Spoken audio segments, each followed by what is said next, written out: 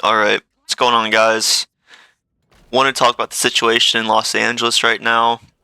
Right now, I've got some Deep Rock Galactic Survivor in the background as I commentate. But basically, what's happening in Los Angeles, what initially started as people protesting a potential ICE deportation, at least that's from my understanding, I think that's what happened. Well, it has now turned to a protest um, similar to the ones back in 2020. And right now, it's escalated a little bit. Right now, you're seeing a lot. Cars are set on fire. Walls are being graffitied. If you've seen the videos, bricks are being thrown at ICE agents. Stores are looted. Highways blocked. And all this is happening while they are waving flags of different countries. And mainly, the main flag that you've been seeing a lot is Mexico.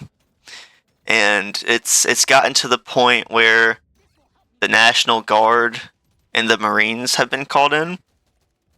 So it looks like, I don't know, it looks like it's getting pretty serious. I don't know if it's gonna pick up, if it's gonna get worse, or if it's gonna slowly, calm down. From what it looks like during the daytime, I think it's more mild, it's more tame. I think once the sun goes down and it's night, that's when I think a lot of the the big headlines and stuff that you see, that's when it all really starts to happen. And so we'll see how this escalates. Right now, it's only been a couple days. I don't know how much longer it's going to last. But I think I wanted to make this video just to kind of talk about it. And I guess what I kind of wonder from my perspective is, what's the end goal to all this? So right now they're protesting, they're rioting, whatever. But I guess what I want to know is, what do they want to accomplish? Do they want ICE to be abolished? Is that the end goal? They want ICE to no longer be a thing? Because I think right now, when the smoke clears and the dust settles, they're gonna have to live with everything that they're doing right now. So all the walls graffitied, cars destroyed, buildings on fire, whatever they've been doing. I think once this is all over, they have to live with these consequences. And I think at the end of the day, the people who live in this area are gonna be the ones who ultimately suffer. When you go to your local store, gas station, whatever.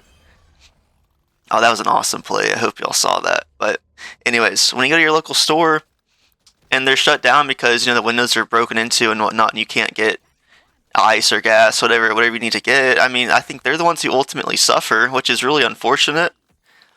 So I guess I don't know what the end goal is. I think from doing all this destruction, I guess that's what I'm kind of wondering.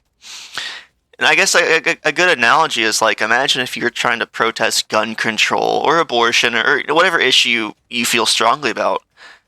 That would be like destroying your own home, like smashing your own windows, setting your grass on fire, whatever, to protest, your issue. And it's like, well, what did you really accomplish? Because at the end of the day, your windows are smashed, your yard is on fire, and then you have to live with it, right? And so, and I say all that because I feel like there can be a respectful conversation about this, right? Could ICE be reformed? Yeah, that's possible. There could be a conversation. Maybe ICE needs a reformation. Have they gone too far? Yeah, there could also be that conversation. Maybe you say, hey, the deportations are getting out of control. Whatever, they don't like people don't like what they're seeing. There's a conversation for that. But I think what ends up happening is people who are more moderate, people who are more in the middle, people who would be willing to have these conversations. I think when they see the looting, rioting, burning, everything else that's been going on, I think all that does is it makes them lose interest and not really want to have anything to do with this cause, because because I don't think people really look at this and say, hey, I want to get behind this. And so, and I think this is kind of similar back to the BLM riots of 2020. It's like, yeah, I don't think anyone's denying that Black Lives Matter. I don't think anyone's saying, hey, Black Lives don't matter. No one's saying that. And yeah, you can have a conversation. Hey, maybe there is systemic racism or something in this country. You can have that conversation. That's fine.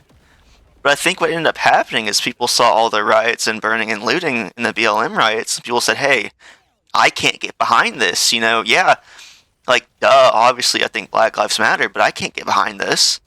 And I think the same thing is kind of happening. And then my final point, and this is kind of getting on the conspiracy topic, but it almost makes you wonder how much of these protests are organic and how much is artificial. And I guess what makes me wonder that is, a lot of these people, they're out there with gas masks, goggles, body armor. They have leaf blowers so that they can blow the tear gas back at the officers as they throw it. They have pallets of bricks. I mean, giant pallets of bricks that people those didn't just show up overnight. It almost makes you think that this was planned. There's a lot of people who are all holding the same signs. They all are wearing the same shirts, right? Because you would think if people are protesting, they'd all have, their own handmade signs, but they're all carrying the same ones, and they're wearing the same shirts. And it really makes you wonder where did they get all that? Where's the funding? Is this possibly being funded by NGOs? Is that what's going on? Are a lot of these nonprofits funding this? How about USAID? Is that why there was so much pushback when Elon and the team at Doge were trying to audit USAID? And yeah, I just want to finish off because I don't know. It just seems kind of strange how these riots and stuff only happen when Trump has been in office. Because there was no pushback when the Obama administration deported 3.2 million. There was no pushback when the Biden administration. I don't think the numbers are final yet, but I think the approximations are 1 million is what ended up happening. There was no pushback.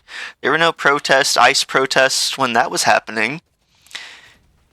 So I don't know. It just makes you wonder, like I don't know, like how much of this is being funded by these agencies. It really makes you wonder. Oh, and watch this play. This supply drop is gonna drop on all of them. Watch this. Boom. But I'm about to die here, so it's okay.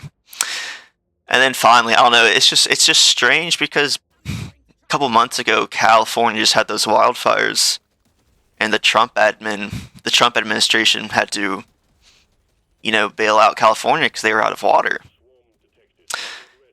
And I don't know. It's just like it's really strange because and now I guess the administration is being attacked. But so I don't know, and I don't know. It's like California. They're not happy with the National Guard and the Marines being sent there. So I don't know. The whole thing just seems a little weird. I think there's a time and place for all these conversations, and I think most people. I think what initially started as something that was gonna be peaceful, and I think there were people with good intentions. I think there's always gonna be people with good intentions on both sides. What ended up happening, I think some people found it as a way to, loot and stuff, and cause destruction and mayhem. What ends up happening is the good people who were really trying to make change. Well, now they're being overshadowed by the crazies, and so I think that's what's kind of going on. So I don't know, but we'll see how this progresses. Maybe I'll make a video on this in the future. I don't know, but if you want to see more videos like this, just let me know. Just videos where I talk over gameplay. I can do that. I can, just let me know if you like this kind of content. Drop a comment, subscribe, like it, and yeah, I'm about to die here in a couple seconds. Yeah, this little bug, he got me. There I go. Wow, what a great ending. But yeah, thank you guys so much for watching, and I'll see you in the next one. Peace.